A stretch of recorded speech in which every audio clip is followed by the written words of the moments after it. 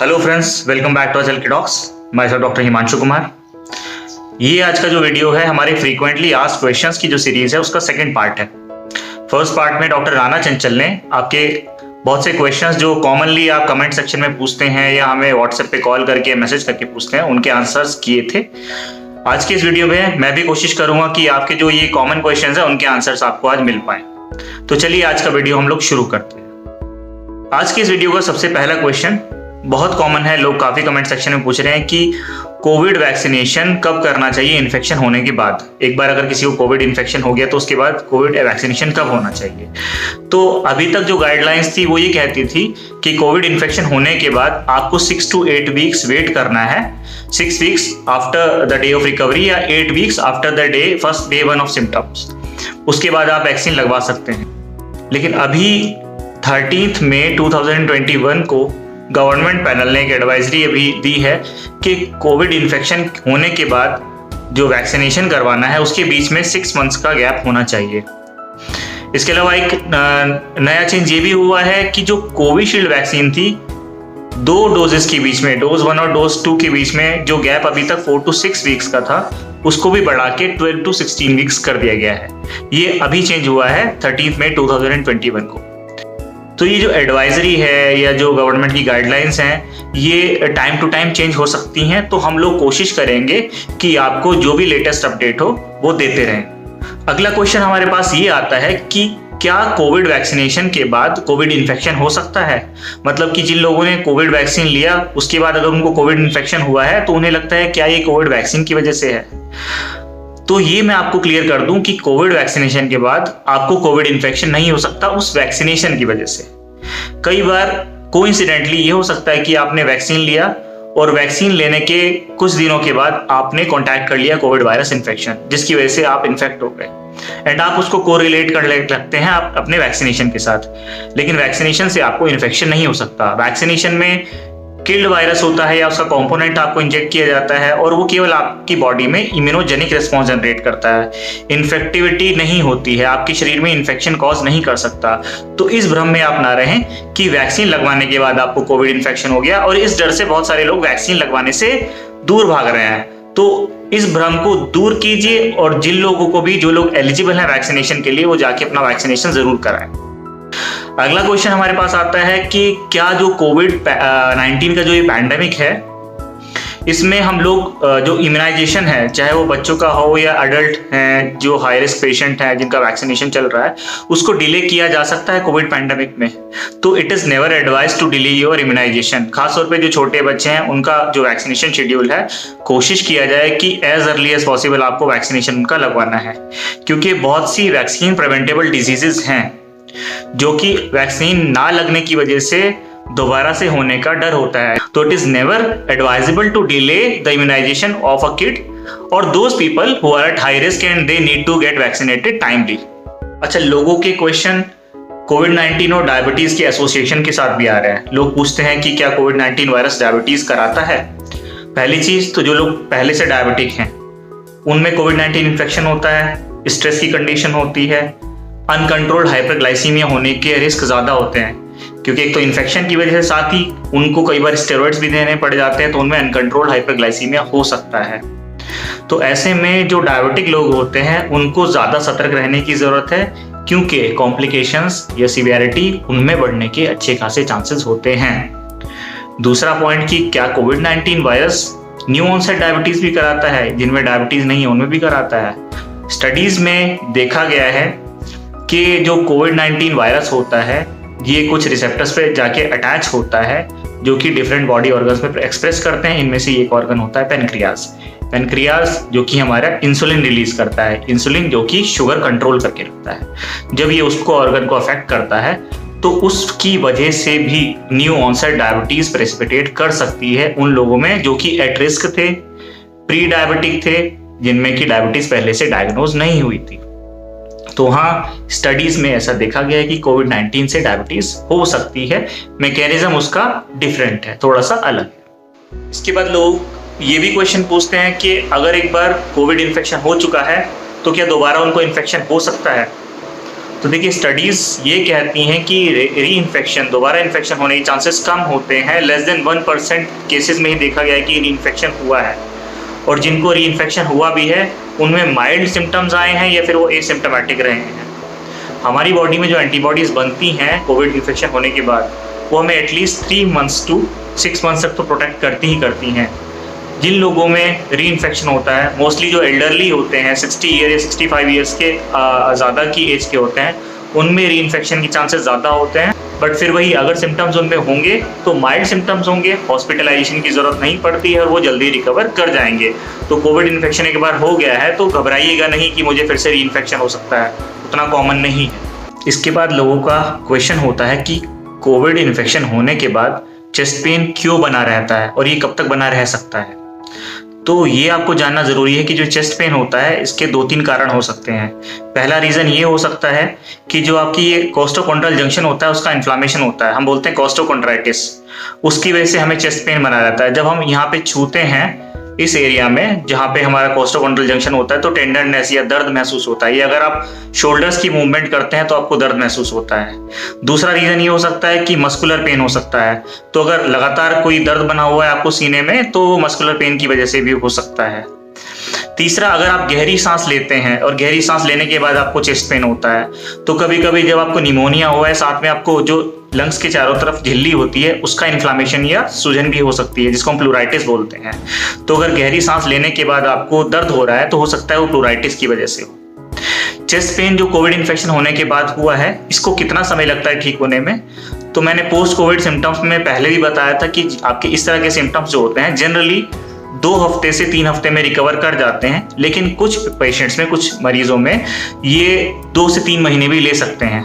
तो परेशान नहीं होना होता है, आपको रेस्ट लेना है। अगर आपको दर्द ज़्यादा होता है तो उसके लिए आप जो NSAIDs हैं ये मेडिकेशन आप लोग ले सकते हैं। फिर लोगों का एक क्वेश्चन होता है कि ब्लड थिनर्स क्या होते हैं और ब्लड थिनर्स हमें कब यूज़ करने चाहिए। लोग कमेंट सेक्शन में डी डाइमर की एक वैल्यूज़ डाल देते हैं और बोलते हैं कि सर क्या हम ब्लड थिनर ले लें। तो पहली चीज़, ब्लड थिनर होता क्या है? देखिए, कोविड इन्फेक्शन में ब्लड क्लॉट्स बनते हैं, जो इसकी एक पैथोफिजियोलॉजी है। इसमें क्या होता है, खून के थक्के बनते हैं शरीर में जगह जगह, जो कि कॉम्प्लिकेशंस करा सकते हैं हमारी बॉडी में। तो उन थक्कों को डिसॉल्व करने में, उन क्लॉट्स को डिसॉल्व करने में जो ये ब्लड थिनर्स होते हैं ये हेल्पफुल होते हैं। कब लेना है कब नहीं लेना है ये आपके डॉक्टर को डिसाइड करना होता है, लेकिन इसको कब लेना है इसको डिसाइड करने के लिए एक ब्लड इन्वेस्टिगेशंस होती है डी डाइमर। डी डाइमर की रिपोर्ट हम देखते हैं, उसके बेसिस पे हम डिसाइड करते हैं कि there is need of giving blood thinners. फिर से मैं कह रहा हूँ कि कमेंट सेक्शन में डी डाइमर की रिपोर्ट डाल के आप खुद से ना पूछे कि ब्लड थिनर लेना है या नहीं लेना है, ये आपके ट्रीटिंग फिजिशियन को ही डिसाइड करना है कि अब आप। इसके बाद लोगों का क्वेश्चन आता है कि कोविड इन्फेक्शन से रिकवरी करने के बाद हम कब ब्लड डोनेट कर सकते हैं या कब प्लाज्मा डोनेट कर सकते हैं। बहुत से पेशेंट ऐसे होते हैं जो कि सीवियरली इल होते हैं और उनको कन्वालेसेंट प्लाज्मा ट्रांसफ्यूज करने की ज़रूरत पड़ जाती है। ऐसे में जो कोविड रिकवर्ड लोग होते हैं उनका प्लाज्मा उनको हेल्प कर सकता है, क्योंकि इसमें एंटीबॉडीज बन जाती है जो कि कहीं ना कहीं एक हद तक हेल्प करती है सीवियरली इल कोविड पेशेंट में। तो ये देखा गया है कि कोविड से रिकवरी के बाद 14 to 28 डेज में सफिशिएंट एंटीबॉडीज बन जाती हैं जो कि हेल्प कर सकती है सीवियरली इल पेशेंट को। तो अगर आपको ब्लड या प्लाज्मा डोनेट करना है तो आप रिकवरी के 14 to 28 डेज के बाद ब्लड या प्लाज्मा डोनेट कर सकते हैं। तो प्लीज़ आप लोग अवेयर रहें कि आप कब एलिजिबल हो जाते हैं प्लाज्मा डोनेट करने के लिए, और जहां हो सके, जिसकी हेल्प हो सके तो डोनेट करके प्लीज़ आप लोग हेल्प करिए। फिर एक क्वेश्चन जिसका आंसर कई बार दे चुके हैं, इसके बारे में डॉक्टर राना चंचल ने वीडियो भी बनाया था कि होम आइसोलेशन कब एंड कर सकते हैं। फिर भी काफ़ी सारे लोगों के क्वेश्चंस अभी भी कमेंट सेक्शन में आ रहे हैं कि होम आइसोलेशन कब खत्म करें। तो नई गाइडलाइन जो आई हैं वो साफ साफ कहती हैं कि अगर आपको एसिम्प्टोमेटिक कोविड इन्फेक्शन हुआ था या माइल्ड कोविड इन्फेक्शन हुआ था तो डे 1 ऑफ सिम्टम से डे 10 ऑफ सिम्टम के बाद 10 दिन के बाद आप होम आइसोलेशन अपना एंड कर सकते हैं। अगर आप घर में ही थे, होम आइसोलेशन में थे, बट आप लास्ट 4 डेज में एसिम्प्टोमेटिक रहे हो, आपको पिछले 3 दिन में कोई फीवर ना रहा हो और आपने कोई clinical features of Covid infection नहीं है, तो आप अपना होम आइसोलेशन 10 दिन के बाद एंड कर सकते हैं, अपनी फैमिली मेंबर से मिल सकते हैं। फिर यहीं पे क्वेश्चन एक आ जाता है कि अगर पेशेंट हॉस्पिटल से डिस्चार्ज होकर आया है तब होम आइसोलेशन कब एंड करना है। तो इसके लिए जो गाइडलाइंस पहले से चली आ रही हैं कि हॉस्पिटल से डिस्चार्ज होने के बाद 7 डेज तक आपको होम आइसोलेशन में, होम क्वारंटाइन में रहना है और 7 दिन के बाद आप अपना होम आइसोलेशन बंद करके अपने फैमिली मेंबर्स से, पेरेंट्स से, सभी लोगों से मिल सकते हैं। फिर इसके बाद एक और कॉमन क्वेश्चन जिसका आंसर पहले भी वीडियोस में दे चुके हैं कि कोविड इन्फेक्शन होने के बाद कोविड RT-PCR कब रिपीट कराना है। तो यहाँ क्लियरली बता दें कि अगर आप इन्फेक्टिव हो चुके हैं और आप रिकवर कर चुके हैं तो आपको कोविड RT-PCR रिपीट कराने की जरूरत नहीं है, अननेसेसरी टेस्ट कराने की जरूरत नहीं है। हाँ, अनलेस अगर आपको ऑफिशियली कहीं कोविड RT-PCR की रिपोर्ट चाहिए हो अपने ऑफिस में अपनी ड्यूटीज रिज्वाइन करने से पहले, वहां पे भी आप कोशिश करो कि as close to the date of joining आप कोविड RT-PCR रिपीट कराएं तो ज्यादा अच्छा होगा। और पॉसिबिलिटी है तभी भी आपका कोविड RT-PCR पॉजिटिव आए, क्योंकि वीडियो में पहले भी हम लोग बता चुके हैं कि कोविड RT-PCR की रिपोर्ट 90 डेज तक भी पॉजिटिव आ सकती है। बट अगर आपको कहीं ऑफिशियली ये रिपोर्ट नहीं देनी है, सबमिट करनी है, तो आपको रिपीट कोविड RT-PCR की कोई भी जरूरत नहीं है। फिर लोगों का क्वेश्चन आता है कि 1 साल से छोटे बच्चे की इम्यूनिटी कैसे हम बूस्ट कर सकते हैं, इस कोविड पैंडेमिक में कैसे उनको इन्फेक्शन से बचा सकते हैं। तो 1 साल से छोटे बच्चों में इम्यूनिटी बूस्ट करने के बहुत सीधे से तरीके हैं। पहली चीज तो अगर वो ब्रेस्ट फीडिंग पे हैं, 6 महीने से छोटे हैं, इवन जो 1 साल से भी छोटे हैं, तो उनकी ब्रेस्ट फीडिंग को कंटिन्यू किया जाए। वीनिंग प्रॉपरली की जाए। वीनिंग का मतलब 6 महीने के बाद जो उनको खाना दिया जाता है वो प्रॉपर तरीके से कॉम्प्लीमेंट्री फीडिंग स्टार्ट कर दी जाए। इसके बाद जो उनका वैक्सीनेशन है उसको प्लीज डिले मत करिए, क्योंकि बहुत सारी बीमारियां मैंने पहले भी बताया था, वैक्सीन प्रिवेंटेबल डिजीज, जिससे कि हम बच सकते हैं वैक्सीनेशन के द्वारा। इसके अलावा आप लोगों को खुद से hand hygiene, social distancing, mask, इन सब का यूज करते रहना है, क्योंकि छोटे बच्चों को इन्फेक्शन आप ही से मिलना है। तो अगर आप इन सब चीजों को फॉलो करोगे तो आपके बच्चे को ना इन्फेक्शन होगा और उनकी इम्यूनिटी भी ऑब्वियसली बनी रहेगी। इसके बाद लोगों का क्वेश्चन आता है कि 6 मिनट वॉक टेस्ट क्या है। तो देखिए 6 मिनट वॉक टेस्ट जो भी कोविड पॉजिटिव पेशेंट्स होते हैं उनको एडवाइस किया जाता है एटलीस्ट सुबह शाम करने के लिए, और डे 1 से डे 7 तक ये जरूर करना चाहिए आपको। इसमें करना क्या होता है, आपको सबसे पहले आप पल्स ऑक्सीमीटर से अपना SpO2 मेजर करेंगे, उस रीडिंग को नोट डाउन कर लेंगे। फिर 2 पॉइंट लेके 50 मीटर के उनके बीच में आपको वॉक करना है।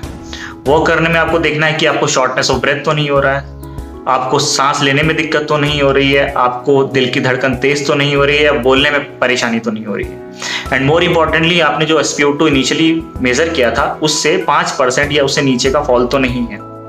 अगर ऐसा हो रहा है डे 1 से डे 7 के बीच में जब भी आप 6 मिनट वॉक टेस्ट करते हैं, इसका मतलब आपकी डिजीज वर्सन कर रही है, आपका निमोनिया बढ़ रहा है और आपको अपने फिजिशियन या ट्रीटिंग कंसल्टेंट से तुरंत संपर्क करने की जरूरत है। तो ये प्लीज जरूर करिए, जो भी कोविड पॉजिटिव पेशेंट है 6 मिनट वॉक टेस्ट जरूर करना है आपको सुबह शाम एटलीस्ट। फिर एक क्वेश्चन लोग पूछते हैं और करते भी हैं कि क्या जो गर्म पानी होता है उसको पीने से कोविड वायरस मर जाता है, कोविड वायरस किल हो जाता है। तो देखिए एकदम उबलता हुआ पानी पीने से या बहुत हाई टेम्परेचर पानी पीने से ऐसा नहीं कि कोविड वायरस खत्म हो जाएगा। हाँ, कई लोग ऐसा करते हैं कि गर्म गर्म पानी पी लेते हैं जिसकी वजह से उनके मुंह में छाले हो सकते हैं, उनकी जो ओरल म्यूकोसा है वो जल सकती है, उनका जो फेरिंग्स है वो डैमेज हो सकता है, फेरिंजाइटिस हो सकता है। तो आपको ल्यूकवार्म वाटर, गुनगुना पानी पीना है और आपको बहुत ज्यादा उबलता हुआ 60 डिग्री 70 डिग्री पे पानी नहीं pीना है। इसके बाद क्वेश्चन आता है लोगों का, व्हाट्सएप पे मैसेजेस करते हैं कि when to have sex after Covid infection. तो एक एडवाइजरी ये कहती है कि इन्फेक्शन होने के बाद 14 डेज के बाद आप लोग अपने पार्टनर के साथ रह सकते हैं, you can have sex with them. फिर हमारे पास ये क्वेश्चन आता है कि 2DG ड्रग अभी डेवलप हुई है, ये ड्रग क्या है। तो इस ड्रग को 2DG या 2-डीऑक्सी ग्लूकोज को DRDO ने डेवलप किया है in collaboration with doctor Reddy's. ये पाउडर्ड फॉर्म में आती है, इसको ओरली लिया जाता है। ये ग्लूकोज की तरह ही हमारी बॉडी में स्प्रेड करती है और ये सब देखा गया है कि जो वायरस इन्फेक्टेड सेल्स होते हैं उनमें जाके ये वायरस को रेप्लिकेट होने से, वायरस के सिंथेसिस को स्टॉप करती है, चाहे वो लंग टिश्यूज हो या हमारे बाकी बॉडी ऑर्गन्स हैं। और इससे जो ऑक्सीजन डिपेंडेंस है वो भी कम होती है, जो हॉस्पिटल स्टे है वो भी कम होता है और साथ ही जो मोर्टेलिटी रेट्स हैं वो भी फॉल कर रहे हैं। अभी रिसेंटली ही डेवलप हुई है, अभी इसका यूज होना शुरू हुआ है। क्या इसके इफेक्ट्स होते हैं, कितनी इफेक्टिव है, क्या इसका रोल होगा, ये अभी हमें समय के साथ पता चलेगा। आज के इस वीडियो में आपके इतने क्वेश्चंस के ही आंसर दे पाएंगे। कोशिश करेंगे कि फ्रीक्वेंटली आस्क्ड क्वेश्चंस की सीरीज के अगले पार्ट में फिर से आएं और आपके जो कॉमन क्वेश्चंस हैं उनके आंसर करने की कोशिश करेंगे। अगर आपको ये वीडियो अच्छा लगता है तो प्लीज़ इसको आप लाइक कीजिएगा, फॉरवर्ड कीजिएगा अपने फ्रेंड्स को, रिलेटिव्स को, नॉन लोगों को। चैनल को हमारे सब्सक्राइब कर लीजिएगा and keep on watching Kidocs. Thank you so much, please take care.